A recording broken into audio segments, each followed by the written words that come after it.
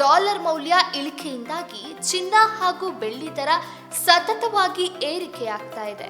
ಕದನ ವಿರಾಮ ಘೋಷಣೆಯಾಗಿದ್ರೂ ಇರಾನ್ ಮೇಲಿನ ದಾಳಿ ಮುಂದುವರಿತಾ ಇದೆ. ನಾಳೆಯ ಪಾಕಿಸ್ತಾನದಲ್ಲಿ ನಡೆಯಲಿರುವ ಸಂಧಾನ ಸಭೆಯ ಬಗ್ಗೆಯೂ ಅನಿಶ್ಚಿತತೆ ಇರೋದ್ರಿಂದ ಜನರು ಸುರಕ್ಷತೆ ಹೂಡಿಕೆಯಾದ ಚಿನ್ನದತ್ತ ಮುಖ ಮಾಡಿದ್ದಾರೆ. ಇದರಿಂದಾಗಿ ಚಿನ್ನದ ಬೆಲೆ ಏರಿಕೆಯಾಗ್ತಿದೆ. ಅಮೆರಿಕ ಇರಾನ್ ನಡುವೆ ಕದನ ವಿರಾಮ ಘೋಷಣೆಯಾಗಿದ್ರೂ ಕೂಡ ಇಸ್ರೇಲ್ನಿಂದ ದಾಳಿ ಸತತವಾಗಿ ಮುಂದುವರಿತಾ ಇದೆ. ಅಲ್ಲದೆ ಹಾರ್ಮುಜ್ನಲ್ಲಿ ಹಡಗುಗಳ ಸಂಚಾರಕ್ಕೆ ಮಿತಿ ಇದೆ.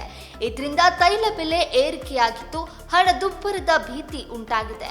ಡಾಲರ್ ಮೌಲ್ಯವು ಕುಸಿತಾ ಇದೆ. ಈ ಎಲ್ಲ ಪರಿಣಾಮಗಳಿಂದಾಗಿ ಚಿನ್ನ ಬೆಳ್ಳಿ ದರ ಇಂದು ಏರಿಕೆಯಾಗಿದೆ.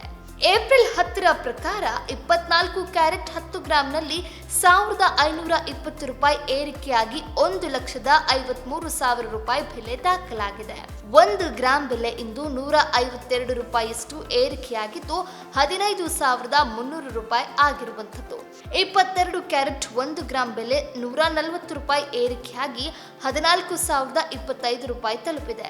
10 ಗ್ರಾಂ ಬೆಲೆಯಲ್ಲಿ ₹1,400 ಏರಿಕೆಯಾಗಿ ₹1,40,250 ಆಗಿದೆ.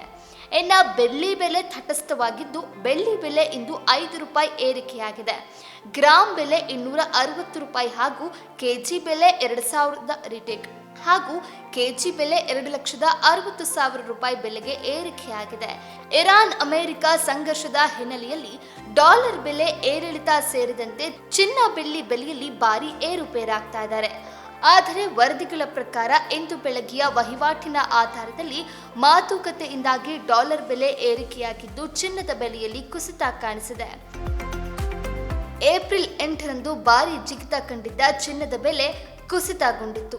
ಅಮೆರಿಕ ಇರಾನ್ ಸಂಘರ್ಷದ ಮಧ್ಯೆಯೂ ದೇಶದಲ್ಲಿ ಚಿನ್ನದ ಬೆಲೆ ಇಳಿಕೆಯಾಗಿತ್ತು.